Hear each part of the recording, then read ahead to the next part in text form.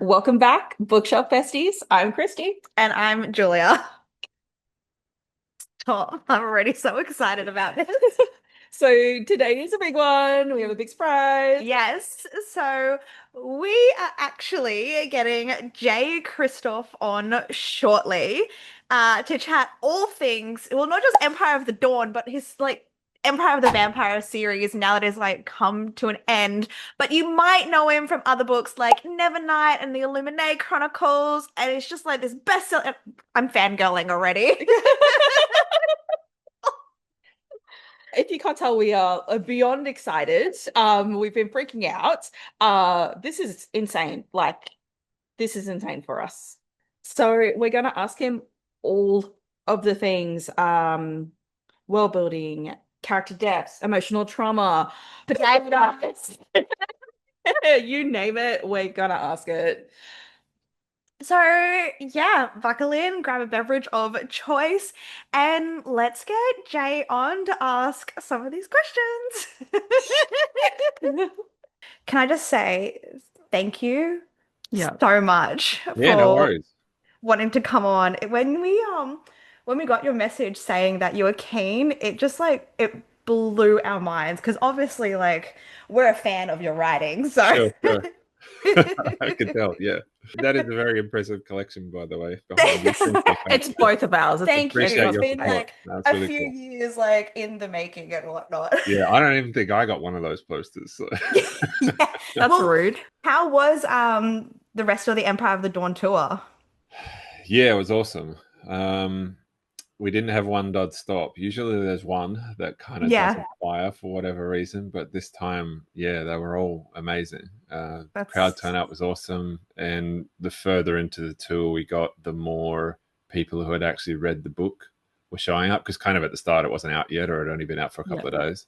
So the yes. further into the tour we got, the more I got to actually chat to people, kind of in line in private because we didn't want to spoil anything about what they thought of the third book, and the reactions have all been awesome. So yeah, it was Yeah. cool. It was a long way. It was a long time to be away. Like we were Mhm. gone 3.5 weeks, Shit. and I was kind of missing my pillow by the end of that. Yeah.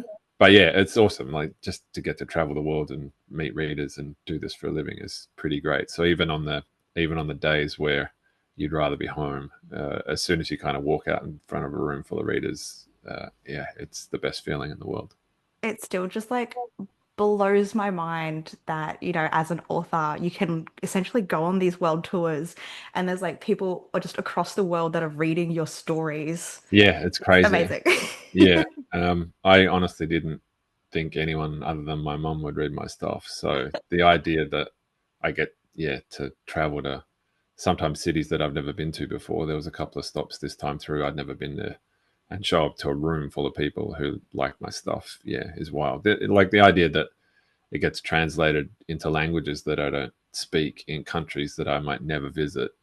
Yeah. That's a head trip. Yeah, it's the best job in the world. Yeah, it's absolutely amazing. And we do have some author questions about I guess being an author Yeah, sure. towards the end of it. Yeah, no worries. And I just realized as well, I'm Julia. Oh, I'm This is Hey, Christy. Julia.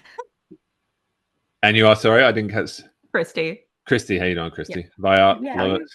I Good was chat. just thinking hang on, we haven't actually said our names yet, but we've covered the fact they're fans and whatnot. But yes. And you guys are Brizzy based, yeah?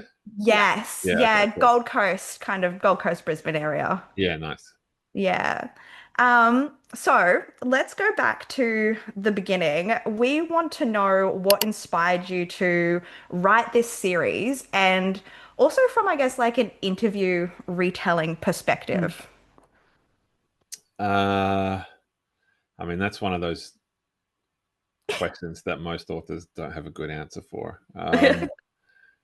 Inspiration can kind of come from everywhere, and usually it's a process of increments. Like it's not one thing, typically Mm, speaking.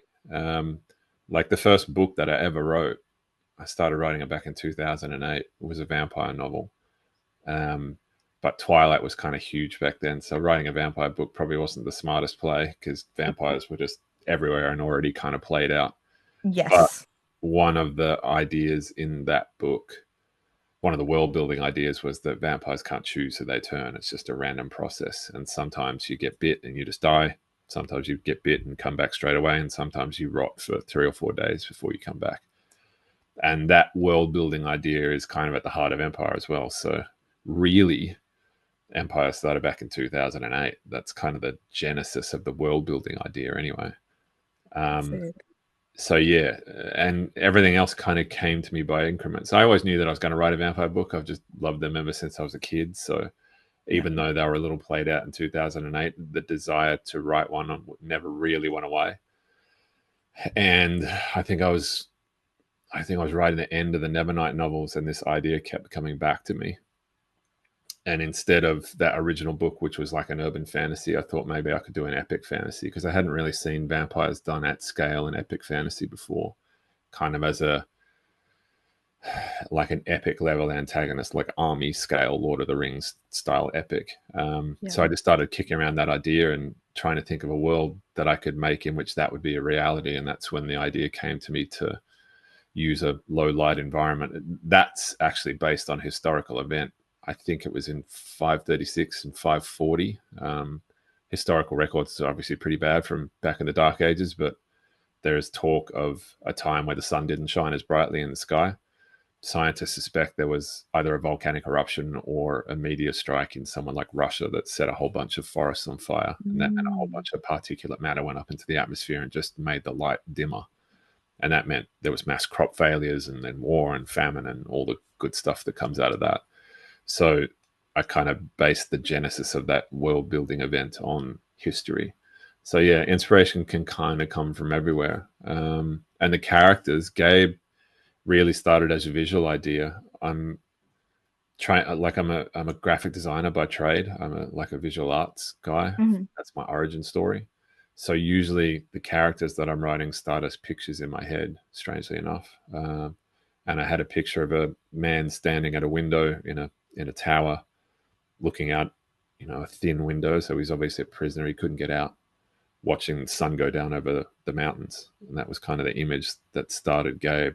And that's the opening image of the book. It's him in the tower watching the sun go down.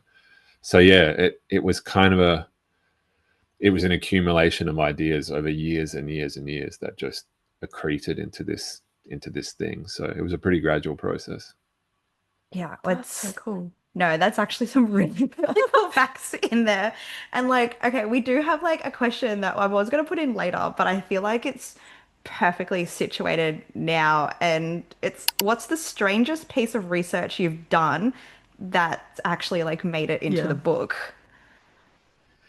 Into this book or any book? You know what? Any book. Yeah. I mean, the coolest, I don't know if, I think it's cool anyway. It was for the Illuminae books, because even when I'm writing fantasy or sci-fi or whatever, I want there to be a grounding of physical reality in them. The laws of physics don't change just because you're writing a science fiction novel. And so we did a bunch of research into space and the way it works and whatnot. And there's this trope from sci-fi movies. Everyone has seen it. Like, you're inside a spaceship and you open up the airlock and everything just gets shoofed out into space. Yes. That actually doesn't happen at all. There's not enough air pressure. It would be like someone turning on a hairdryer on your face. Like, there would be a breeze and then you would just suffocate and die, because all the oxygen in your body would just come out of every possible orifice it can. Use your imagination there. All the oxygen leaves your body and then you just drop to the ground dead. But there was a guy, I think it was in the 70s. I think it was NASA labs down in Florida, who was accidentally exposed to, I think I told this story in Queensland, actually. I think so. Yeah, he was. But it's going to be interesting for all our listeners to hear it as well. He was exposed to vacuum accidentally. They were building a vacuum chamber to kind of study the effects of vacuum on the human body. And this guy got trapped inside it briefly. He got rescued by his buddies, obviously. But he said the last thing he felt before he passed out was the fluid on the surface of his eyes and the saliva in his mouth starting to boil. And I don't mean like boil as in boiling hot. It's just like fizzing on the surface of his eye and his mouth. And that's because when you reduce air pressure, you reduce the boiling point of liquids. And when there's no air pressure, like in vacuum, then the boiling point of liquids just drops through the floor. So the ambient temperature coming off your body, radiating off your body, is enough to set the fluid on the surface of your eyes and the spit in your mouth boiling before you die. So that would be the last thing you felt if you got exposed to vacuum, like your eyes fizzing and your mouth fizzing, and then you'd just be dead. So It that's pretty sounds so crazy. cool, but like it sounds like it would be absolute torture at the same Yeah, no, time. it'd be pretty horrible way to go, but it would be brief. You go in Yes. about 15 seconds. That's gnarly. Those are the weird things that I discover when I'm researching books. But yeah, like when I was doing Empire, I mean, a lot of the interesting research was around what would happen in a low light environment. Just what happens in terms of mass scale ecology and economy. And I actually recruited a botanist to help me because I know nothing about this kind of thing. Like, I'm a graphic designer by trade. I know fuck all about biology. Yeah. So I put out a call on Twitter back in like 2018. Like, is there a botanist in the house, basically? And this gal named Fiona put up her hand, and she's actually a spec fic writer who lives in Edinburgh. And she and I just kind of kicked the football back and forth for a few months, figuring out what would be the long-term ramifications. Because even back that event in the Dark Ages, it only lasted a few years. Mm, And in the Empire books, it's been going for almost 30. So yes. trying to figure out what the long-term repercussions of that would be and what society might become as a result of that. It was a really fun kind of intellectual spitballing exercise.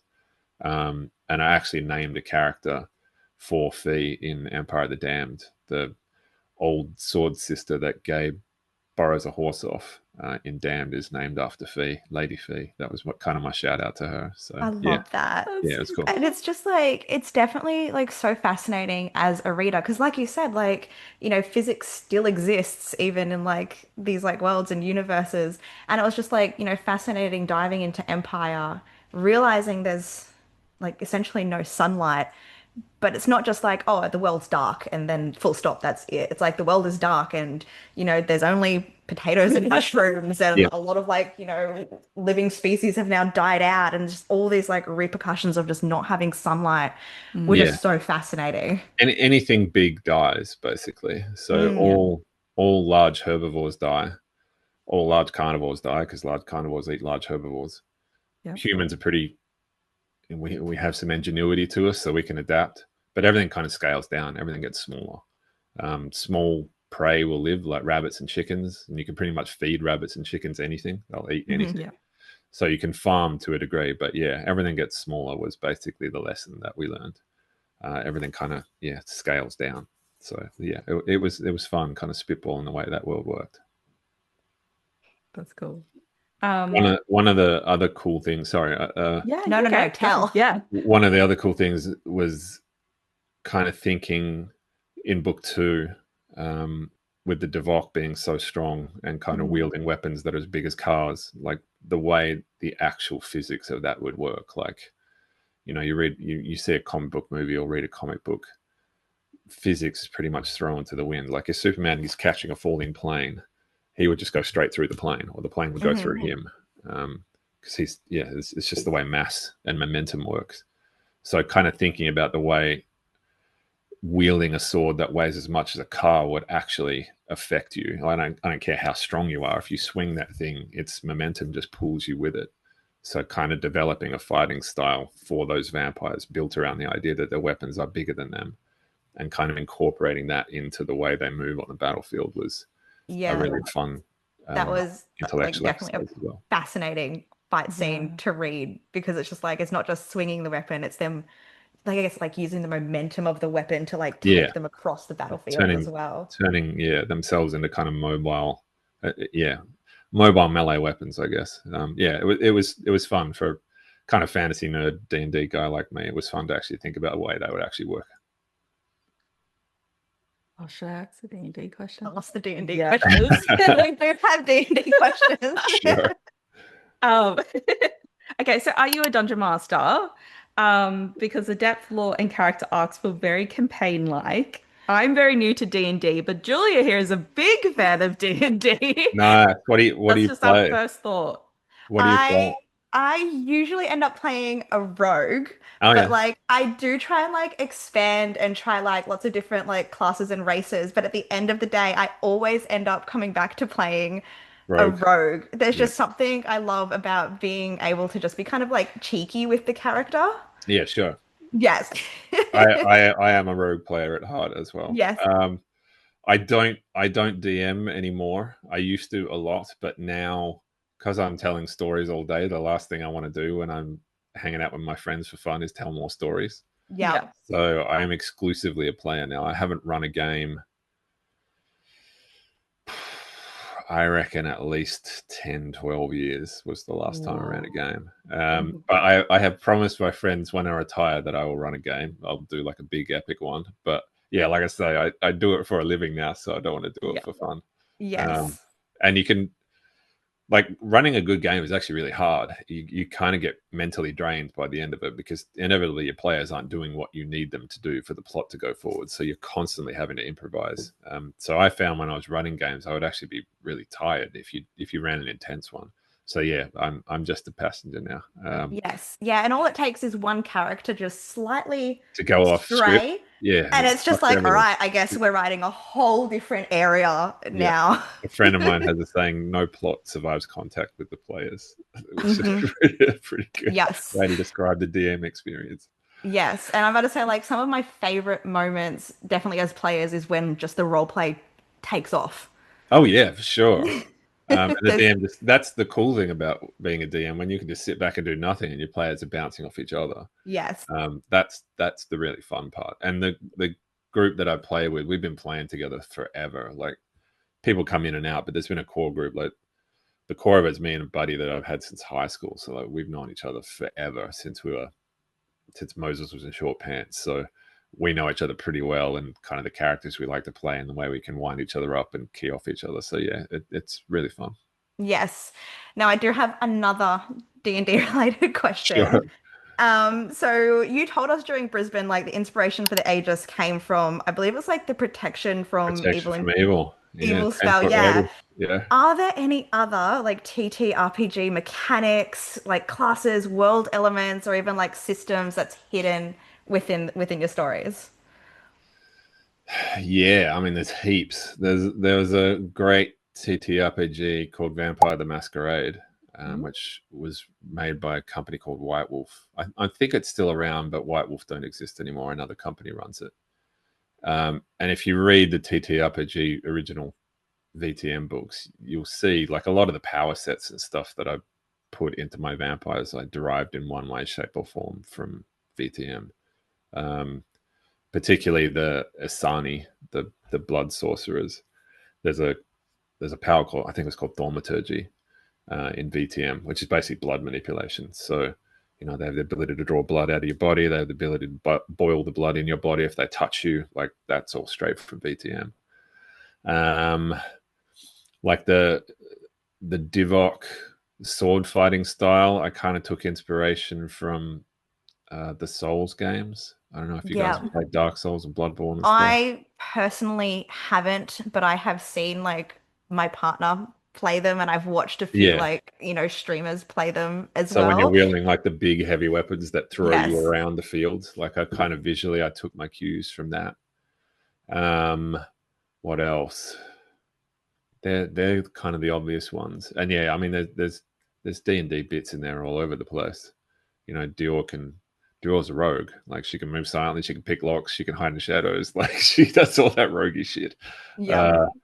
Uh, and even when I'm planning out the physicality of the battles, sometimes, particularly the large scale ones, I'll often resort to sitting down with minis in my study and just I kind of love planning this. out just to try and visualize Hmm. the movement of, thousands and thousands of people.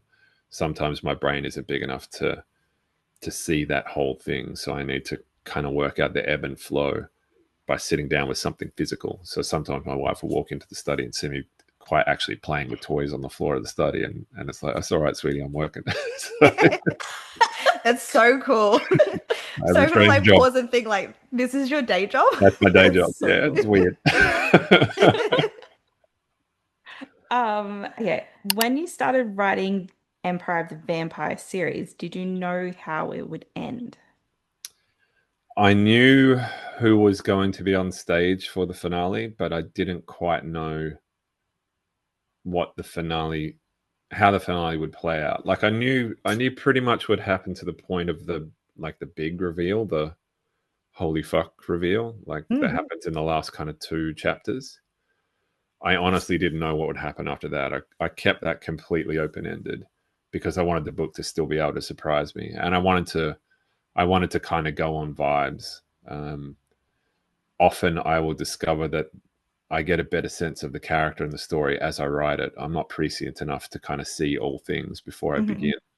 And you get more comfortable living in character shoes the longer you're in them. So I figured I would know what the right thing to do was by the time I got there. But I always knew who was going to be on stage for that finale because I kind of had to be. Like I was planning that reveal kind of from the start of the book, like the opening beats of that first book. I'm dropping clues. So yeah, to a certain point, I knew exactly what would happen, but after that, I had no clue. And there were still a couple of things. Like the book surprises me all the time. Like I have a rough understanding of its shape, but the details, kind of the granularity of the story, I have no idea. I'm often discovering it as I write it. I kind of liken it. You're on a road trip. You're in your car, and 200 k's from now you're stopping at a petrol station. You have no idea Mm. what's going to happen between now and those. That 200 k's. Anything could happen. Yeah, Yeah. But as long as you get to the petrol station, you're still where you need to be, and then you go to the next place and the next place. I So I, like I that. have those signposts in my head. Yeah. But in terms of the actual roads I might travel to get to the petrol station, I'm often finding them as I write them. And that Yes. gives the book the opportunity to kind of surprise me and characters to do things that aren't necessarily expected. And Yes. even in the That's so third cool. book, they were still kind of surprising me. They were doing things that I didn't anticipate. There's a big twist. I think it's at the end of part three. After the big battle at San Maximil, there's a big reveal there that I had no idea was coming until almost the day that I was writing it. I just had a really cool idea while I was away on a writing retreat, and I thought maybe that's crazy enough to work, and I put it in the book, and I loved it. So yeah, the book was still surprising me even up until the end. Yeah. It's like this whole series. It's like honestly, it's left me like speechless. It's left me having like us moments where we're going like, what the fuck just happened? Uh-huh. And when we've been reading it, we've been at like two different paces. And at one stage, she's like, yeah, I just read the bit where everyone dies. And I'm like, you're gonna have to be more specific because I feel like this happens a lot. I was on book one. Oh right, yeah, sure. I'm still on book. I have like this much. Like I was trying to finish it before this. I This Oh, much. so you're right at the end of part one. I I walked into her and the chapter she was reading was the worst day, and I was like, Oh my "Oh, honey, god. like let me just get you the She tissue." just Yeah, walked no, in no. just sobbing. That's the heaviest chapter to this day. That's the heaviest chapter I've ever written. Yes. It was really hard, and I was writing that during COVID. So this is back in like 20, what would have been 2021, Yeah. and Melbourne, like you guys would know, we were the most locked down city in the world for a long time. We did Mm. Yeah. 274 days of lockdown. So like the whole world was coming to an end around me, and my buddies were all losing their businesses and losing their jobs and shit. And I'm writing that scene. Uh, Yes. yeah, it was hard. It was heavy. I didn't touch the book for a few days after that. I kind of closed the laptop and just let it sit. And I Yeah. knew, Fair. yeah. And the thing is, I knew that scene was coming the whole time. Like that scene was one of those petrol stations that I was driving Yes. towards. I knew it was coming from the start of the book. And as it was getting closer and closer, there was this sense of dread building in the back of my head that, oh shit, I actually have to write this now. Yeah. Yeah, so apologies for the trauma. Fine. I'll send you my therapy bill. Yeah, sure. I got a lot of those. I won't Yeah, pay and them, but you can send them.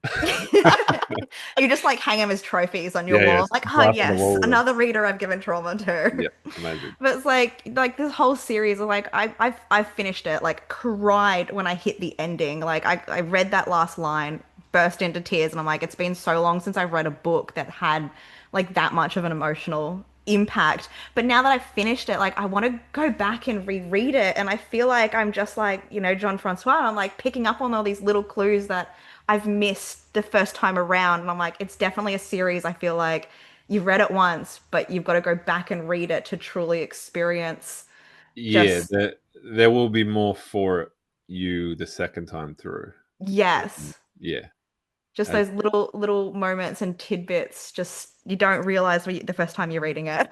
Yeah, like one of the questions I ask people who have read the third book is like, I won't get too spoilery, but like, did you get a sense of what was happening? Is kind of the question that I ask, and some people do, and they will tell me what they pick.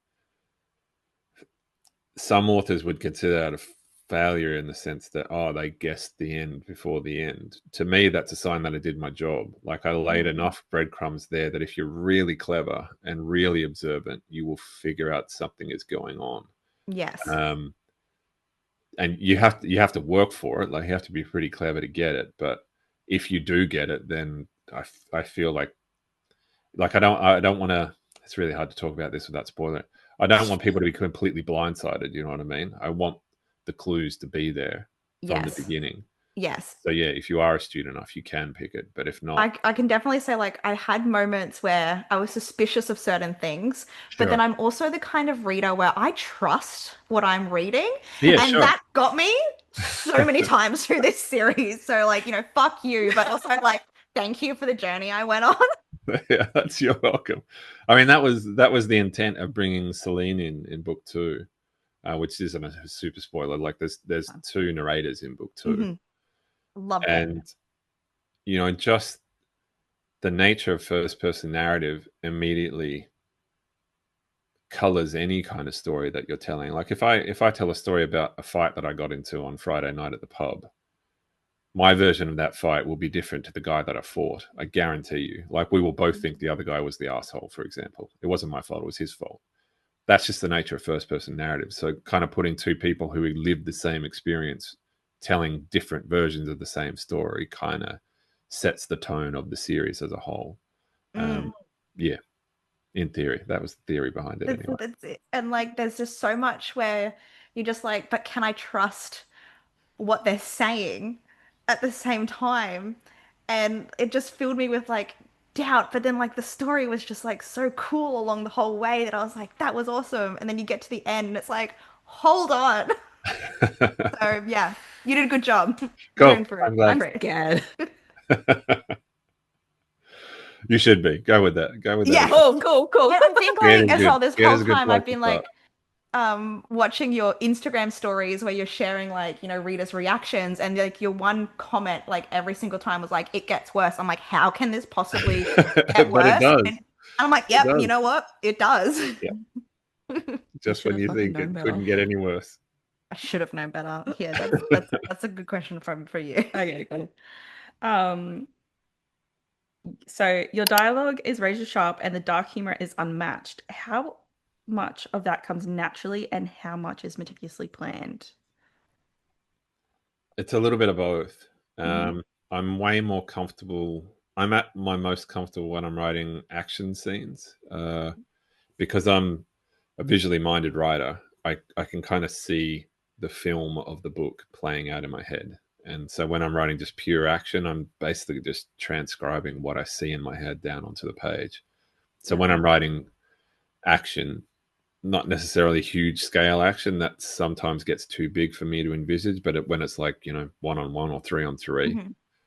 that's as close to I get as flow state as I ever get. I'm kind of just a conduit for the movie at that point. Dialogue is harder for me. Sometimes I will start a scene with a thought or a line that I have in my head that kind of becomes the pivot point around which the entire scene revolves. Sometimes it's a little more organic and it just rolls out naturally. And that's often I have to write and rewrite to get it working well. So yeah, it's a little bit of both. Sometimes it's just a bolt out of the blue, an inspiration line that I'll hear or I'll think of and build the scene around. And sometimes it's just, I have a job to do. I have to reveal X, Y, Z pieces of information in this scene. What's the most entertaining and creative way I can think to do that?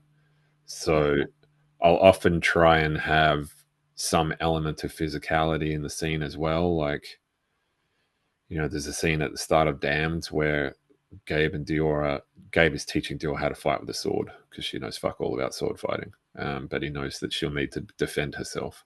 So, ostensibly it's a scene about Dior learning a new skill, but while Gabe is teaching her, he's talking to her. So you have this duality of physicality plus dialogue. That that's what I try and do in every dialogue scene, to have some sense of physical action that is relevant to the scene as well as what's being said. There's another cool scene in Damned where Gabe again is teaching Dior how to play chess, and they're talking about the nature of chess and what the game is, but they're actually having a completely different conversation about Dior and what her importance is and the nature of sacrifice and, you know, not putting yourself in danger because you're the most important piece on the board, you know. So I try and have a sense of duality in the conversations that I'm creating. And that is a process of just rewriting and rewriting until you get it right. Sometimes it happens easily, sometimes not so much so. My first drafts are usually pretty messy in the dialogue department, but yeah, that's what writing is. Yeah. That's what draft twos are for. Yeah. Can always go back and change things. Yeah, that's right. Yep. That's cool. Like flowing onto that. So the insults throughout the books are next level. They're creative, brutal, and hilarious. How do you come up with them? I don't know. Sometimes my friends say them. Sometimes I say them. Like, I grew up in a blue collar house, so my old man was pretty sweary, and my uncles were pretty sweary. And sometimes I'll just hear crazy shit on the street and make a note of it. Like, there's a one of my favorite lines. A lot of people really like this line. It's in Dawn. A priest asks Gabe if he would like to pray with him, and Gabe tells him he'd rather shit in his hands and clap. Which is a line from a buddy of mine who works construction. He's just a concreter. Yeah, that makes sense. If you want good insults, talk to tradies. They're scholars of insults. So yeah, hang out with a lot of tradies would be in my advice. We're just gonna keep that as like an author tip. Just hang out with tradies for your insults. They're fucking great. It's so great. I had so many laughs from them, and I just like anytime I had a good one, I just kind of like turn to my partner and be like, "Listen to this." Nice. Now, you have this just incredible talent for making us firstly hate a character, and then slowly making us love them, and then of course taking them away just as quickly. How do you design this emotional roller coaster? I mean, all storytelling is largely driven through conflict, and the conflict needs to be internal as well as external. So I often start from a point of characters not liking each other just because that's a good source of conflict. Yep. It leads to tension in the scene, even when there's nothing outside the scene happening. So even when two characters are just sitting and having a conversation, if they fucking hate each other or resent each other or whatever, there's an element of prickliness on the page that just lends weight to it. If it's two people who really like each other talking about how great their fucking lives are, that's not a story. That's boring. But you can't have characters hating each other throughout the entire book. Like the point of this story at its heart was the relationship between Gabe and Dior. They're kind of the heart of the entire series. I knew I had to have them hating each other to begin with. Well, I mean, Gabe doesn't hate Dior. He just doesn't like her much. Dior hates Gabe for very good reasons. But I knew they were going to end up at first relying on each other and then caring for each other. That was just kind of the natural evolution of the relationship that I had planned since the beginning. But conflict is always a really good place to start with characters. I think, the romance genre has keyed into that really well. This trope of enemies to lovers, it often isn't enemies to lovers. It's just people who don't really fucking like each other all that much, and they probably have a good reason to. It's not like they're trying to kill each other most of the time. They're just, the guy's a bit of a prick and the woman's a bit of a bitch, and then they realize that, we have more in common than we first thought, and she's got a nice ass, so off we go, But yeah, that was the natural evolution of the characters that I had in terms of Gabe and Dior, at least from the beginning of the book. And yeah, initial conflict is a good way to establish tension on the page, even when there's no external threat. So yeah, that was just the model of the relationship. And Gabe himself, he's a pretty prickly character. So people often don't like him when they meet him just because he is a bit of a prick. So that was often the default starting point. And a lot of the times the characters who meet him have reasons to not like him. either being what he's done or who he is or where he's been, uh, in addition to the fact that he's not all that likable on a surface level. He doesn't really care what you think of him, so he doesn't go out of his way to make nice to you. So yeah, conflict as an initial starting point just kind of became default because of the nature of the character that he was and who he was writing. And Dior was kind of the same. Like, she's a bit of a closed book. She's had a really rough background. Most of the people she cares for had betrayed her at some point or left her, and so she keeps herself to herself. She doesn't let you in for very good reasons. So yeah, that was just kind of the fundamental dynamic of those characters in their nature and in their nature, their reaction to each other. But yeah, that made them really interesting to write on the page, even like I say, when they were alone. So it was a good starting point. Okay. So Gabriel's trained and built up as this incredible silver saint. Yet most battles end with his guts hanging out. We love that he's flawed. What drove your decision to write a powerful protagonist with limits rather than someone who constantly wins unscathed? I mean, that the second situation that you're describing there is really kind of dull to me. And I don't want to be bored when I'm writing. If I'm bored when I'm writing the character, then the readers are probably going to be bored as well. Yeah. One of the fundamental axioms that I write under is that all victory needs to come at a cost. If you can just, swing a sword and cut off your opponent's head without getting a scratch and without anything that you care for being broken in the process, then that's, like I say, there's no real conflict there. It's just a free win, and free wins aren't really rewarding for me as a writer, let alone a reader. So even though Gabe is, he's telling the story, so in a sense that even when his life is quote unquote in danger, he's going to make it out okay, because otherwise he'd be dead and he wouldn't be able to tell you the story. Yeah. The important part to me was, I think it's summed up best in the third book. There's a line from Jean-Francois where Gabe, I think it's really early on, Gabe is talking about a fight that he's having with a wretched, and he kind of gets caught with his pants down. He's unarmed, and he's trying to make it sound dramatic, like his life is in danger. And Jean-Francois interrupts him and says, "Listen, I appreciate your attempt at trying to make things exciting, but I know that you got through okay because you're fucking sitting in that chair telling me the story. So let's chop. Let's get on with the important stuff." And Gabe says to him, "But this has never been a story about whether I won or lost. It's a story about the price that I paid for the lie of victory." That, to me, is a fundamental truth at the heart of all the stories that I tell. Because there's an unspoken agreement between the storyteller and the audience that things are kind of going to work out okay. Like, the good guys are probably going to win 99.9% of the time, because no one wants to read a story where they don't. You fall in love with these characters and they end up just fucking dead and defeated at the end of the book. You're going to feel ripped off. So you kind of know as an audience member that, yeah, they'll probably win. They'll probably blow up the Death Star. They'll probably put the ring in the mountain.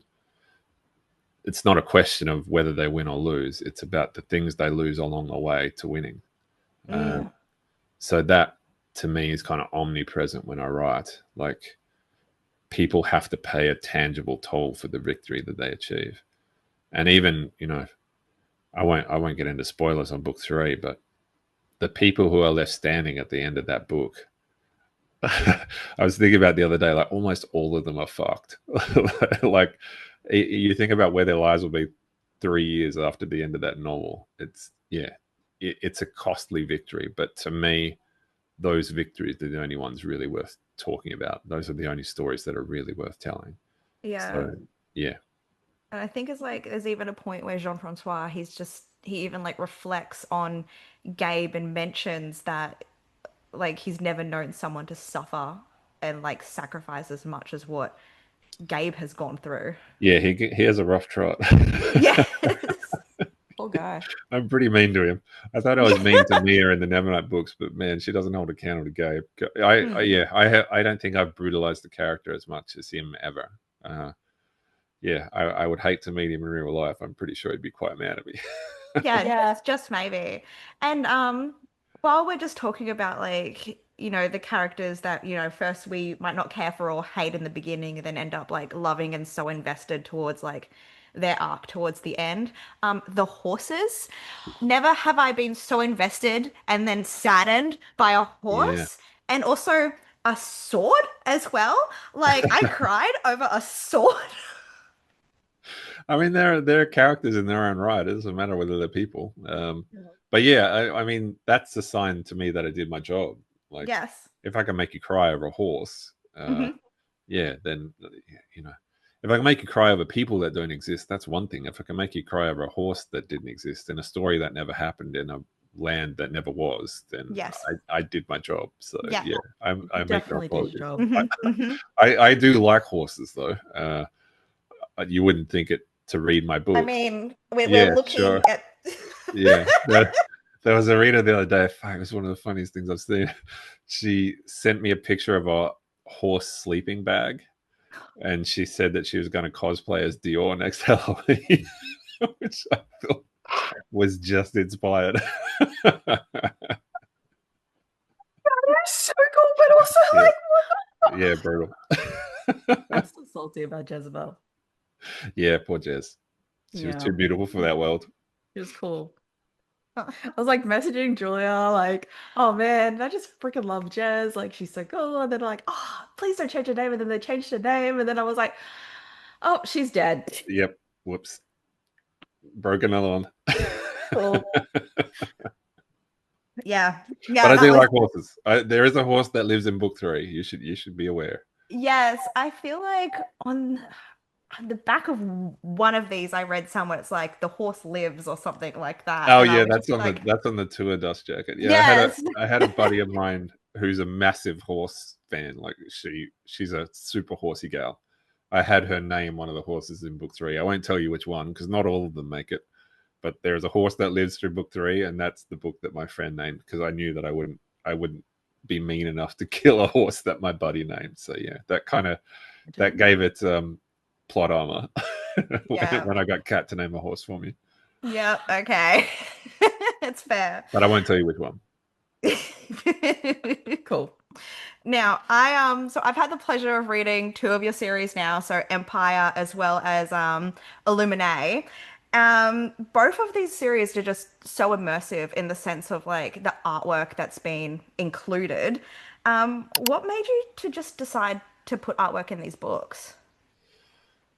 I mean, part of it comes back to me being like a graphic design student. I'm just kind of visually minded, and I don't know whether I'm misremembering, but a lot of the books that I read as a kid had illustrations in them. Like the first edition of The Hobbit that I read had a bunch of illustrations, I think, from Tolkien himself in it. Mhm. And he was a lot better writer than he was an illustrator, but it just helped establish a sense of immersion that words alone couldn't achieve.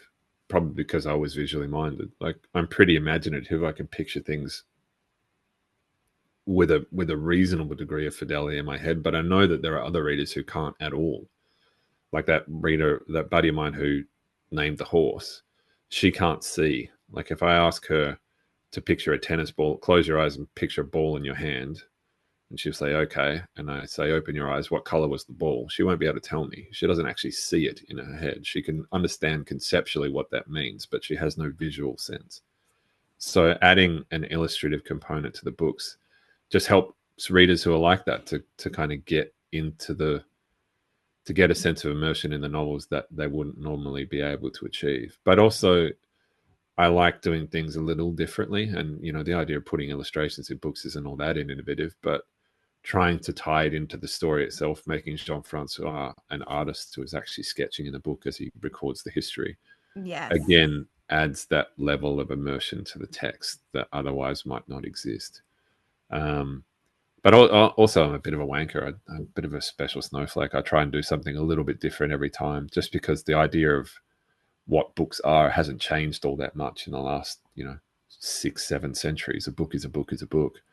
So I'm always trying to push the envelope of what I could do in that space. And that was kind of the thinking behind the Illuminate books. We were trying to push the envelope of what you could achieve on a printed piece of paper. and see how immersive we could make the actual reading experience go. And I'm doing a similar thing with my new series as well. I'm kind of 3/4 of the way through the first book of that. And again, I'm going a little bit weird in terms of the incorporation of illustrations and typography and design, just to evoke more than what simple words on the page can do. I like the idea of the reading experience being more tactile and more engaged. One of the coolest things that I ever saw, I was on a tram and someone was reading Illuminae, and I was just kind of watching them from the corner of my eye. I didn't want to be a creeper or anything, but there's a sequence in Illuminae where there's a guy in a fighter pilot. He's like zeroing in on a target. He's trying to shoot down in the middle of this mass space battle. And the typography kind of spirals around the page as he's closing in on the central point that he needs to blow up. And so, the type moves in a spiral around the double page spread. And this reader obviously got to that page. They kind of frowned at the book and they put it out in front of them and then just started to turn it in front of them like that. And that was the coolest thing that I'd ever seen. Like, I hadn't seen anyone be forced to interact with a book that way before. And that was my book. Like, that to me was really rewarding. Like, they were reading a book in a way that they had never read a book before. And it had my name on the cover. So, yeah, that's what I'm always trying to do in a limited sense, to make the reading experience more tactile and physical. I like the idea of the book itself having more significance than just its task. Like, the object itself becomes part of the experience. I like that idea. So that's what I'm trying to do all the time. Yes. And I can say, like, I think Illuminae has just hit like 10 years now. Yeah, 10 years Um, last month, I because think. I Yeah. I got in on the Kickstarter, which I'm very excited to Oh, the arrive for, full like the color full stuff looks color. amazing. Yeah, we Um, just signed off on the artwork for Obsidio. They look beautiful. They've done such an yes. incredible job. And Yeah. it's just like it is still a series like I will recommend hands down to anybody that's like looking for a book because it's just so immensely different and yeah, immersive to just like anything that like I've ever read before. So of course when I picked up like Empire of the Vampire and I saw there was like the artwork throughout it, I'm like this is just so cool. And there's two artworks at the end of Damned and I'm like, yes, like you do read it, but I feel like having that visual aspect of, there's this artwork of Dior with like her eyes Oh yeah. shut Yeah, yeah. and and then like her eyes open. And like yes, you read that on the page, but the artwork itself just has this different impact when you're seeing just the contrast between the Yeah, two. And you I was like, you can't do that with words. There are things you simply can't do with words. yes, So yeah, that's the intent behind it anyway, to add an extra level to the reading experience. amazing. Um, and to place emphasis on the object itself. I got nothing against. I love audiobooks, and I Mm, think the audiobook narrators we got for the Empire books just did an incredible job. Damien and Shakira just fucking kill it. Like, yes. they're proper, they're actors. They're not just narrators. Like, weirdly enough, I was in the UK 18 months ago, and my wife and I just had a night off. We went to the theater and to an Agatha Christie play, and I was watching this guy on stage. I'm like, man, I know this motherfucker from somewhere. And it turned out it was Damien. He was my audiobook narrator who was just in this play that we randomly went to see on the West End. So yeah, he's like a proper thespian, you know what I mean? And that adds a whole level to the performance. But there are things you just can't do in an audiobook that you can do in a visual medium. So yeah, it's a really interesting creative challenge and a puzzle that I'm always trying to solve in a new way. And like I say, I'm doing that on a new thing as well. So yeah, it keeps things interesting for me as a writer. That's so cool. Um, have you included any Easter eggs that readers haven't found in like the Empire series yet? Oh yeah, there's heaps. Yeah, I mean, you would have to be me to spot them all. Like, some of them are so Yeah. fucking weird and obscure. Um, like there's a reference in Obsidio that only Amy and I will ever get. Like, you would have to be us to see it, but we put it in there because we were just entertaining each other. But yeah, in the Empire books, like, I'm throwing in references to movies that I love and books that I love and authors that I know and songs that I love, bands that I love. Like, there's a whole bunch in there, and oftentimes I forget that they're in there myself because I just kind of do it offhand, throw it in and roll on, and it's not until someone spots it I'm like, oh yeah, I actually forgot I put that in there. But yeah, like if you listen to the music that I listen to, for example, you spot lyrics and song Yes. titles and band members often all the time in the books that I Yes. write. I think I'd started listening because I both listened and read the book at the same time. And I was listening to like the start of Empire of the Dawn. And it just starts like saying these lines. I'm like, I recognize this from somewhere.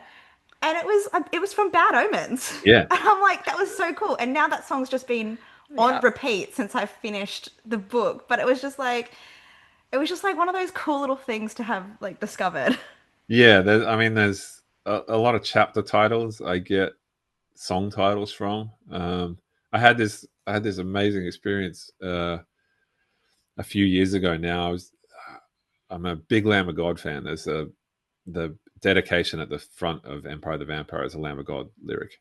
And I was just walking down the morning to get my coffee and looking at my Instagram DMs, and I saw a DM in there from D. Randall Blythe, who's the lead singer of Lamb of God. And I'm like, no fucking way, this can't be him. I clicked on the name, and there's a picture of Randy, frontman of one of my favorite bands, and he's got a picture of Empire the Vampire in his hand, and he's saying, "I'm really looking forward to reading it, man." And I like lost my tiny fucking mind and ran around in a circle and then calmed down and started shooting the breeze with him. And we just kind of became buddies. And he's a writer himself. He's an author as well as a vocalist. That's So Yeah. that's so cool. yeah, it's bizarre. Like I had to pinch myself. Like I've been listening to this dude's music since I don't know how old is Ashes of the Wake, 20 years more, and he just DMs me out of the blue. And he found the book just out of the blue in his local store. He didn't know his lyrics were in it. He just kind of picked it up off the shelf because he likes vampires and opened it up. It's like, hey, wait a minute, there's my band in the front pages. But he started reading the book, and I had to tell him, listen, man, just so you know, when you get to it, you'll see it. But I thought I'd word you up beforehand. I totally ripped off one of your lyrics in the book. There's this line, there's a song he wrote called 512, which is about he spent some time in jail. It's a long story. A kid got killed at a Lamb of God show. It was alleged that Randy pushed him off the stage. He didn't. He was exonerated for the crime, but he got arrested in the Czech Republic and did a few months in prison while they were sorting out the mess. He wrote this song while he was in prison called 512. And there was a cool line in it. The teeth of time still hold their bite. And I thought, I'm writing a vampire book, and the teeth of time, that's a really cool visual image. And so when Gabe is describing Astrid, when he sees her ghost, he refers to her as untouched by the hands of fate or the teeth of time. And so I'm talking to Randy, I'm saying, listen, man, I totally ripped off one of your lines in this book, just so you know when you get to it. And he was like, oh, that's cool. Because then he told me a story about a festival that he went to recently where he got to meet Glenn Danzig, who's the lead singer of the Misfits and Danzig. And Randy had actually ripped off a Misfits song when he was writing 512 called London Dungeon, which is about this time when the Misfits got locked up for drunken disorderly in the UK. So he tells this vocalist who's inspired him that those lyrics inspired this song. And now I am telling Randy that this song inspired this book that I'm writing. And it was this really cool kind of circular art feeds art moment. He said, don't worry about it, because one day someone's going to write to you and say, this book that you wrote inspired them in the music they're writing, or the book that they're writing, or whatever. So yeah, it was this really cool kind of creativity feeding creativity moment. That was wild. So yeah. And Randy actually emceed my gig in Richmond on this recent tour. So I just got to hang out with him and his girl the next day. He bought me a birthday cake. It was my birthday. It's like just a wild life that I live. It's very, very strange. That is insane. It's actually Crazy. like blown my mind. Yeah, no, it's bizarre. A Like little bit. the idea that would ever happen to me is it's I still have to pinch myself. It's like I've got Randy Blythe's phone number. Like that shit's just That's- strange. But it's Just also strange. like it's one of those things where like this wouldn't have happened if you weren't an author. No, bizarre, but also the confluence of events that needed to occur. Like I thought originally, a reader had worded Randy up that the lyrics were in the front of the book. But no, he just walked into his local bookstore one day and it happened to be on the shelf and he happened to pick it up. And all of a sudden, a year and a half later, I'm hanging out with him at the Edgar Allan Poe Museum in Richmond. It's just fucking weird. But yeah, life is amazing. I have an incredible job. Yeah. Yeah. It's pretty cool. I guess for the series, like the Empire series, is there a theme song? Is there a song that you would pick for a theme song? For the whole trilogy, it would be Walk With Me in Hell by Lamb of God, that song that I quoted at the start of Vampire. That really sums up to me the relationship between Gabe and Dior. And Gabe and Dior are kind of the heart of the series. Like, there are scenes and relationships and stuff that I have, theme songs for in my head. Like Hypnosis by Sleep Token is the Gabe and Astrid song, just because that song reminds me of my wife, and a lot of the basis of Gabe's relationship to Astrid is based on me and my wife. Like whenever Gabe is talking about Astrid, that's just me talking about Amanda. So that song is kind of their ship song, I guess you would call it. But there are other, pieces of music that I was listening to when I was writing big battle scenes or whatever. They'll kind of always be, they'll be associated with those scenes in my head. And I try to compile everything. Like I do a playlist for every book. They're up on Spotify. Either songs that directly inspired me or songs that I was listening to when I was writing different scenes. So yeah, there's a bunch on Spotify that people can listen to. But I often don't listen to music with lyrics when I'm writing, because the lyrics kind of the words get in the way of my words. So I'm more often listening to like big orchestral pieces or movie soundtracks or stuff. But when I'm thinking, like brainstorming, then I'm listening to music with lyrics, because often those lyrics can knock thoughts loose in my head that I otherwise wouldn't have had. Yeah. I was just about to ask if you had like a playlist that like they're all up on Spotify. Yeah, amazing, because I hadn't looked for them previously, but it makes sense. So. Yeah, if you just look on Spotify for the book titles, so there's an Empire of the Vampire, Empire of the Damned, and Empire of the Dawn playlist. Yeah, there's a lot of Sleep Token on there. Be warned. Yes, we're very okay with that.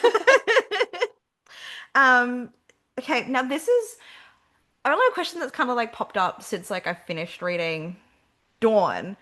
And I think it's mainly inspired from the fact, like, you've told the book from this like interview narrative like perspective, but would you ever write like another Empire book, but this time like just giving us 100% truth from like start to finish?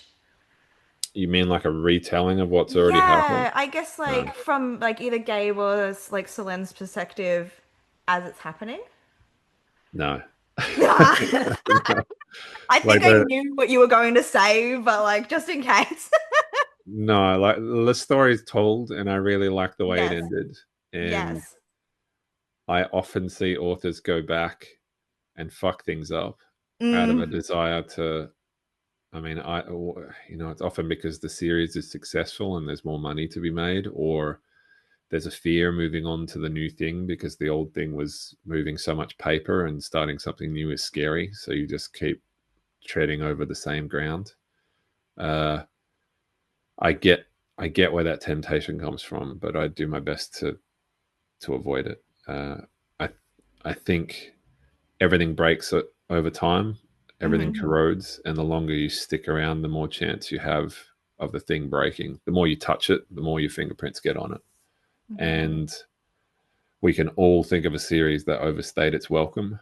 We can all think of a TV show that should have hung up the spurs long before it did. And the risk is the final note you strike sours everything that came before. I can't tell you how many times I've walked past my DVD rack and thought to myself, man, I should watch Game of Thrones again. It was so fucking good. And then I remember how it ended, and it's like, yeah, no, I'm not going to watch Game of Thrones again. So I don't want to do that. And there, like I say, there is an element of ambiguity built into the text because it's first person narrative, and I like that.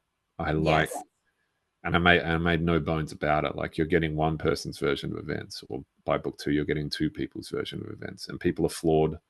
Memory, I say that in the dramatis persona at the start of book 2 or book 3. Like, memory is an unreliable narrator at best and at worst a lying fiend. Like you think about something that happened 3 or 4 years ago, even if it was a pivotal event in your life, you're not remembering perfectly. You're remembering based on your own prejudices and perceptions and, just the blurriness that comes with time.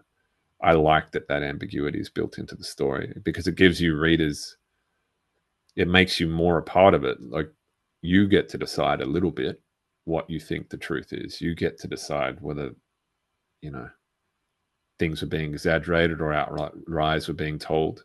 And you can have Yes. interesting discussions with that about other people who read the book and you can decide for yourself. But, the book is the book and the question marks that were left there are left there intentionally. That's, Yeah. to me, that's part of the fun of the experience. And I don't want to Yes. come in with like an authoritative tone and put a big stamp and say, no, this is what happened.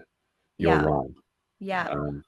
Yeah, I think it's more fun to leave it a little bit ambiguous in that sense. It, I it like leads to that. more entertaining conversations and cool book club meetings and, groups of friends all group Yes. reading the book together and saying, well, what do you think happened? What do you think happened? Like that to me is the fun of reading. Like one of the things I love about, going to the movies with a group of friends, it's not actually going to the movies. It's the conversation that you have about the movie afterwards. Yeah. So yeah, I like the idea that I've written a book that can prompt those same kind of discussions. Yes. And I think, like I mentioned it earlier, it's like you get to the end of Dawn, you have all these like revelations, and it kind of just makes you like want to go back to the beginning to just Yeah, sure. reread the series. Yeah, I mean there's a lot that you will pick up the second time through. Yeah, um, yeah. So hopefully, like I said before, that there's enough clues in there that if you're really sharp and really smart, you can probably figure out what's going on the first time through. But certainly, with the benefit of hindsight, the second read through will be more fun. Yeah. They're big books though, so I don't blame you if you wait a little while before you read them all again. It's like 3/4 of a million words.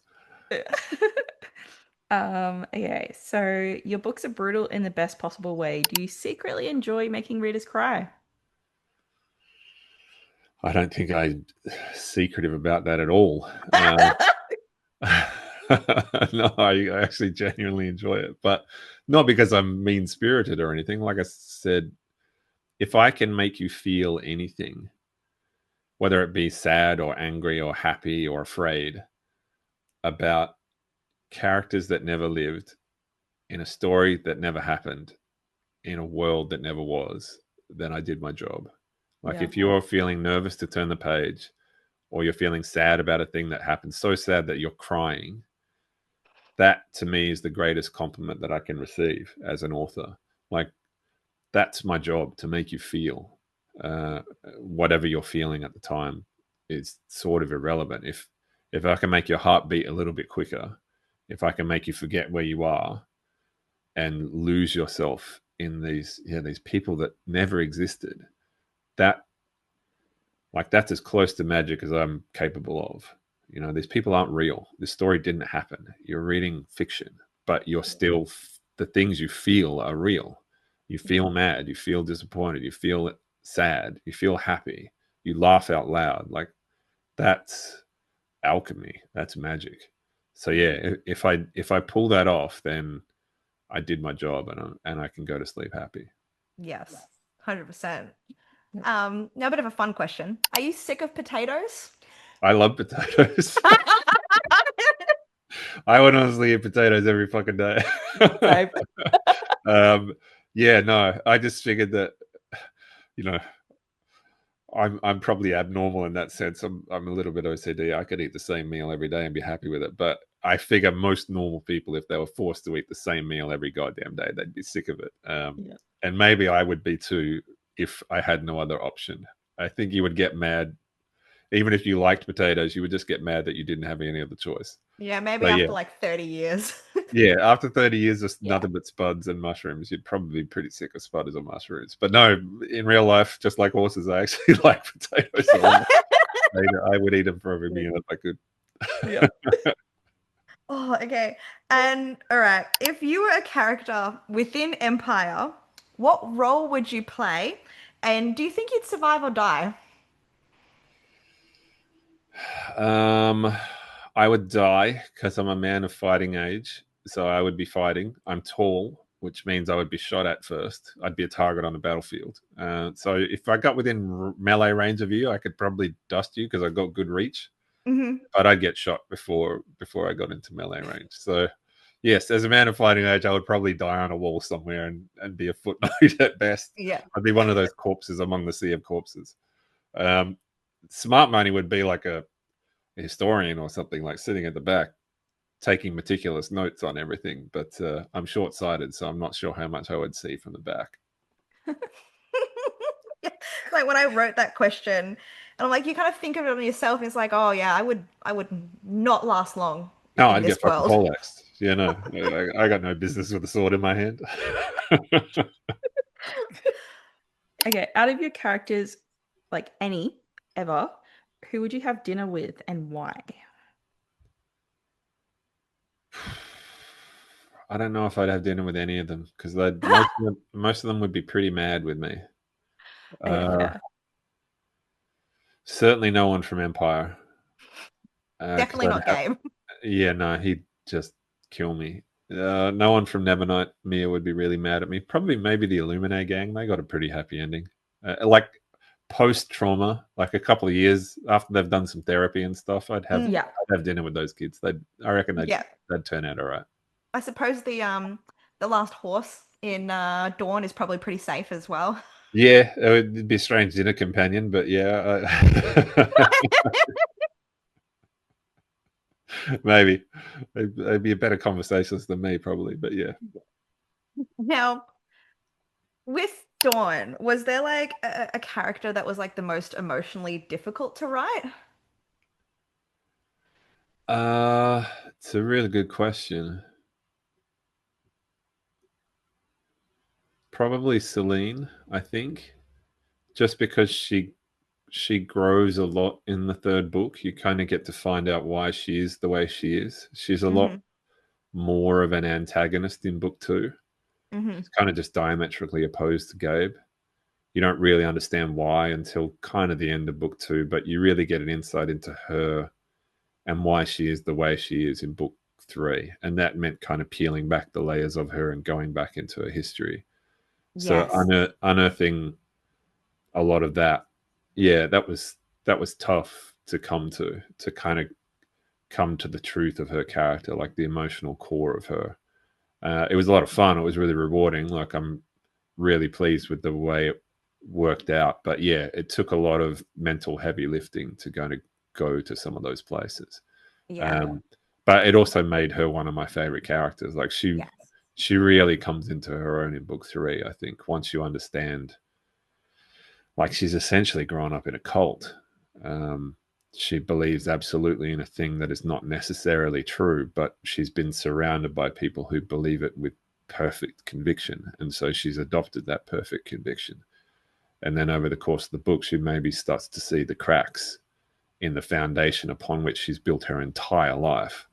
And, you know, has to be confronted with some pretty weighty decisions by the end of that book. So yeah, her emotional journey is probably the heaviest in the third book. Yes. Um, yeah, so she was hard to get to, but I'm really happy with where she ended up. She was a lot of Yeah. fun to write. Her backstory was definitely like just so fascinating to Yeah, discover.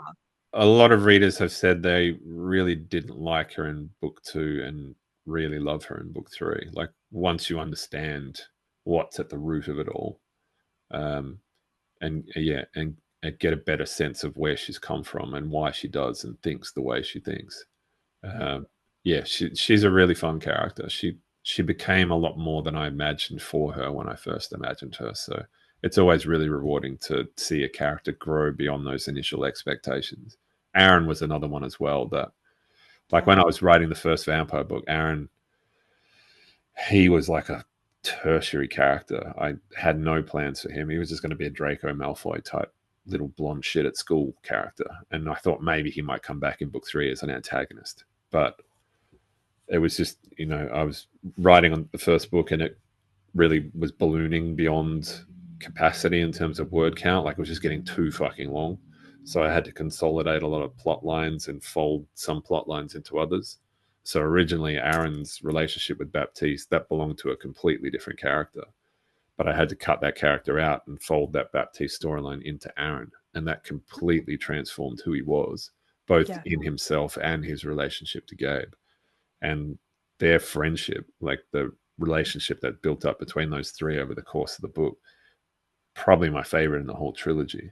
Like they know each other better than anyone else. They understand each other in a way that other characters simply can't. And so the bond that comes out of that as a result, really rewarding and fun to write. But again, that I didn't imagine that for him at all. He kind of grew into that over the course of writing and as a necessity in terms of shortening the book. So when characters grow beyond what you originally imagined for them, that's really rewarding as a writer. So Celine and Aaron, in that sense, both kind of exceeded my initial expectations for them. Oh, that's cool. Because yeah, Aaron's definitely one of those characters at the start that I hated him. you don't like. Yeah, I And mean, you're not like, supposed to. When I was writing him initially, and a lot of the stuff that I wrote for him to begin with was when he was just going to be, Draco yes, Malfoy. You're yes, supposed to hate him. He's the little shit at school who picked on you. yeah. Um, but yeah, the way he evolves, yeah, By the end, just I love so him. invested. Yeah, and the conversation that he and Gabe have at the end of book one, um, kind of when they're alone in the chapel in Aveline and just talking about the nature of faith, and Gabe is kind of asking him, how can you still believe in a God that's been so fucking awful to you in this world? Kind of just talking about the nature of religion and benevolent, omnipotent creator in the face of the atrocity of everyday life. Like that's one of the most interesting conversations to me in the entire book. And yeah, that never would have happened. That wasn't the plan for him originally. So yeah, to see the way characters almost pick up their own reins and just run away with themselves, it's really fun as the author to see them do that. That's cool. So, how do you handle writer's block or creative burnout? Um, I mean, I don't know if I've experienced writer's block per se. Uh, it's usually a sign to me that I've taken a wrong turn somewhere in the book. So I usually backtrack and go back to the last place I knew where things were on track and ask what has gone wrong in that intervening time. Usually, it's a sign. You'll have a deep understanding, even if you don't have a conscious understanding, that the book has gone off the rails. And if you allow it, I often find when I talk to people who say they have writer's block, it's because the book isn't working, uh, and they're allowing the fact that the book isn't working to stop them. My advice in that particular case is just to keep writing, because you can fix a bad book. You can't fix a book that doesn't exist. If you allow the fact that it's not working to stop you writing, you can't fix it. Like if you have a broken car sitting in your driveway and every day you walk out into your front yard and you see this broken car, you'll be compelled to fix it. If there is no car in your driveway, you just go back into the house. So you can fix a car that's broken. You can't fix a car that doesn't exist.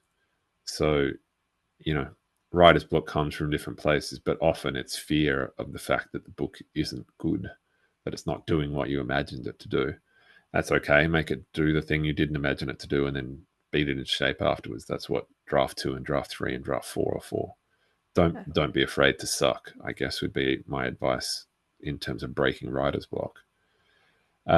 In terms of creative burnout, I mean, you've always got to be refilling your well. You've got to take time off. You've got to have strange conversations with weird people and go to places that you wouldn't normally go and say yes to things that you would normally say no to. You've always got to kind of be pushing your own envelope and not get too comfortable in the space that you occupy or the art that you consume, the music that you listen to, the films that you watch, the books that you read. Try and take your inspiration from as broad a standpoint as you possibly can, because people can kind of get into ruts. Like you figure out what you like and you just do what you like. Yeah. That can lead to a sameness, and writing and creativity is kind of the same. So I often, I realize not everyone can do this, but I often go away when I'm working on a book. They'll reach a point where I just get the fuck out of town, and I turn off email and I turn off social media and I go to some place that I've never been and just bury myself in the book for a month. Um, I went to Venice when I was working on Dark Dawn. I went to a city called Toledo when I was working on Dawn. I went to Prague when I was working on Vampire. Not everyone, I realized not everyone could just pack up and go to fucking Prague for a month, but like even just going to a different cafe and writing, or writing at a different time of day. Try writing at first thing in the morning or last thing at night or whatever. Try and break the habits that you have. That tends to add a freshness to it. That's my theory anyway. But everybody's different. Everyone's creative process is different. So what works for me may not work for you. But yeah, I think that's pretty sound foundational advice.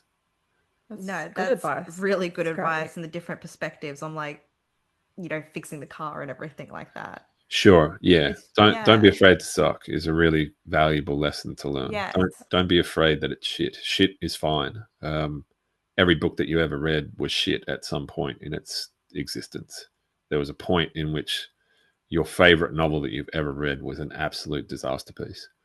But the reason you get to read it is because the author pushed through it being bad and made it good. So being bad is an essential part of the process, and that's okay. I like that. That's so I good. like that a lot. Um, so this could be from like any of your books, but do you have a favorite character that you've written, and what makes them, I guess, stand out to you? That's like asking a parent which one of their kids is their favorite. um, you can't really do that. Like they're all on the shelves; they can hear me. That's fair. I mean, ideally, my favorite character is the one that I'm writing right now. Yeah. And if I'm not feeling that, then something is wrong. Like I'm working on a new series at the moment, and I fucking love them. It's like a multi POV cast, um, and the character that I'm writing right now. Actually, there's the character he's in a scene with, who is my fave in the book. I think I just fucking love him. I won't tell you anything about him, but you'll get to talk more about that series next year. But yeah, ideally, my favorite character is the one that I'm writing today. If it's not, then I have to question why I'm doing it. It's it's cool to be proud of the characters that I've created and look back fondly on the novels that I wrote, but there's a real danger in looking back with too much fondness. You should be looking with more excitement and enthusiasm towards the next book, Yeah. the next series, the next characters. If you're not, then why the fuck are you doing this? I like that. Yeah. Okay, what advice would you give to aspiring authors who want to build immersive, emotional worlds? The place that I start, I call it the one thing. The unique selling proposition is what we would have called it back in my advertising days. It's the one thing that makes your world different to every other world that you've ever read. Yep. Otherwise, why a reader's going to read it? Mm-hmm. You know, Game of Thrones, they have weird weather cycles and winter lasts for years at a time. And that adds an element of uncertainty to the world because no one knows how long summer or winter is going to be. So people's fundamental worldviews are altered because of that. June, there's an essential resource. The entire universe's economy is built around it and it exists in one place in the entire galaxy. So control of that place becomes the most important thing for anyone. In the Nevernight books, the sun is up 2.5 years out of every, 2 years and 7 months. It's constantly daylight. So how does that affect the world? How does that affect the way people earn money and pray and the government systems that they build? How does it affect the houses that they build, the crops that they grow? Empire, again, the sun doesn't shine anymore. How does that affect the economy, the ecology? How do people live? Try and get to that one fundamental truth in the world and then extrapolate on how that will affect the people who live in it. And if the change is fundamental enough, then it should affect every aspect of their life, from the way they earn money to the way they pray to the authorities that they follow to the relevance of their familial units, whether they're mobile, whether they're agrarian, whether they're nomadic. Like if it's a fundamental change, that it should inform every aspect of their existence. So that's where I would kind of start, that one thing that makes your world different, and then spitball ideas from there. Uh, if you can do that, you're probably building something pretty unique. I like that. I like that a lot. And obviously you have already like hinted a few things that you are working on next year. Yeah. Can you tell us like anything about it at all? Yeah. So I sold the series back in 2021. I pretty much sold it into my publishers right after Vampire came out. Yeah. But we can't talk about it until Vampire's done, because you don't want to steal Yeah. the thunder from Vampires. Yeah. So a new series is grimdark fantasy. Again, it's similar in tone to kind of Empire and Nevernight. Mm-hmm. But there's no connective tissue between Empire and Nevernight. It's a totally new world and totally new characters.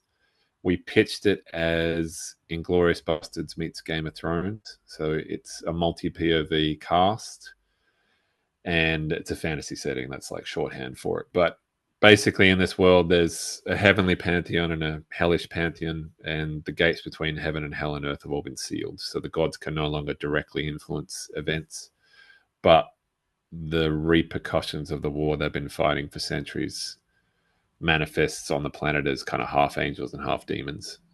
So it's not quest based fantasy in the sense that it's mostly happening in one city. Mm-hmm. And I loosely modeled the city on Berlin after World War II. So there's these two imperial powers who've kind of crashed in a war for decades and decades. They've come to an accord, and this city is on their frontiers, and it's kind of chopped in half. And our guys need to go from one side to the other and do the thing they need to do. So it's Inglorious Bastards in the sense that it's kind of bad people doing an ostensibly good thing. Yeah, and it's multi POV, so it's a lot of fun. It's a little lighter in tone maybe than Empire was, because Empire Mm-hmm. was like super fucking heavy and super fucking dark. Yeah.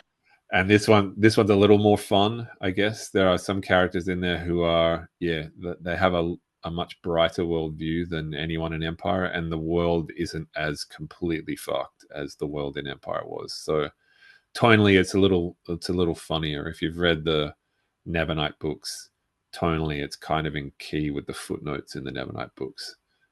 So yeah, it's a lot of fun to write, and I'm really enjoying it. I'm kind of at the tail end of the book now. I'm in the last quarter, and I'm handing it in March next year. In theory, keep your fingers crossed. So yeah, it's a lot of fun. I'm really looking forward to people seeing it. But like I said, I'm doing some weirdness as well in there in terms of the design and typography and stuff. So there's a kind of chaos magic in the world, and whenever those chaos mages are on the page, they affect what happens on the page in terms of the design and the typography and stuff. Like the book itself is fucked with by this chaos magic. So that's a lot of fun to write. I am so sick. invested already. Yeah, it's fun. It's fun. And yeah, I'm at that point. I'm in the honeymoon period with it, so everything is going suspiciously well. And I'm in a good mood all the time. My wife is like looking at me sidelong, like the book must be going really well, right? Because you're never normally this happy. So yeah, it's fun to write. And I have a real soft spot for quite a few of the characters. So yeah, it's good vibes so far. Keep your fingers crossed, because things inevitably go off the rail at some point in the creative process. So 2 weeks from now, I could be saying this book is terrible and I fucking hate it, but at the moment, it's really good.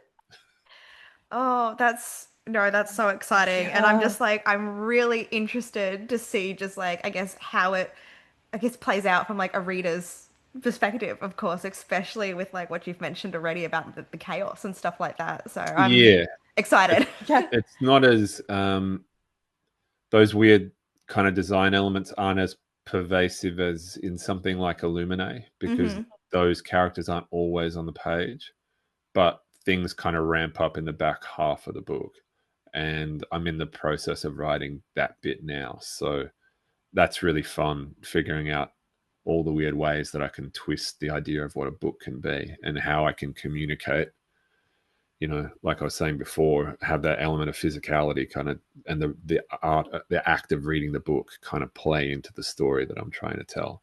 But there's going to be an illustrative component as well. And I'm working with Gonzalo, the guy who did Dawn, and he's kicking off work on the first illustration next week. So Amazing. it's all kind of happening. Yeah. Amazing. That's sick. I'm excited. I can't wait Yeah. to start seeing like teasers on Yeah. the Yeah, socials. we'll do a title reveal, I think early next year. We're kind of talking early cover designs and stuff now. So yeah, it's all yeah. happening. That's so Sick. exciting. And I mean, like, it kind of just like ties in nicely with Yeah. like the end because, like, obviously we know where to find you on your socials, on like your Instagram, and you've got like a Patreon and everything like that. But is there anything else that we could give like a shout out for, a link into like our comments and stuff for like our audience to stalk you and find out more on? I'm most active on Instagram. Hmm. So if you want to get in touch with me, that's usually the place. I kind of make myself more available there than any of the other platforms I'm on. I'm on Twitter and Blue Sky and stuff, but I'm nowhere near as present there. And if you want more kind of behind the scenes stuff, I do a post every week on my Patreon, kind of just talking about the scene that I'm writing, or I'll show a sketch of a character or whatever. I'm giving people a kind of behind the curtains view of the creation of the new things. So if you're interested in kind of watching that unfold, then yeah, check out my Patreon. Fuck yeah. Amazing. That's Yeah. that's everything. Thank Cool. you so much. You're There's more than just welcome. like it's honestly been one of like the highlights of my life. Yeah. I'm really glad to help. Yeah, I got all the time in the world for Aussie creators. So yeah, I'm really Thank happy to you. be here. Thank you. I'm kind of like at the end, I'm like, I can't believe like we've done this and it's over now. And I'm like, I just want to say something cool, but like I've got nothing cool to say other than just like your work's awesome. Can't wait for the book next year or whenever it comes out. No, I'm really glad, and yeah, I appreciate all your support, like both in terms of the books that you got, but also just doing what you do. Like my career really took off in the Nevernight books, and those books took off purely through word of mouth, through channels like yours and BookTube and stuff like that. Like I didn't get some big marketing budget, I didn't get a big push from my publisher. It was all just readers talking about my stuff. So for what you do, I'm truly grateful. I couldn't do what I do without you. So thanks. Oh, well, no, thank you Yeah. so much. You're welcome. And yeah, until next I don't time, know I what to guess. say. Maybe we'll Yeah. try and do another one after the next book. Yeah, sounds awesome. Hit me up. Cool. All right. Thanks so much for your time, guys. I appreciate you. Thank you. See Ciao. ya. Bye. All right, so we've just needed like a few minutes to like, I don't know, get ourselves back together again because that has been one of the coolest conversations of our lives. Honestly, Like, I'm speechless. I don't have words How- right now. I just can't believe that was real life. I know. I know. Words and things. How do you end an episode after that? So I guess if you haven't already, go absorb his books. Like honestly, I am currently in the process of reading the Empire series, And and I am just yeah, and I've finished obviously the whole Empire of the Vampire series, and it has been like an emotional roller coaster filled with so many what the fuck moments and plot twists, and honestly, one of my top reads of the year. same.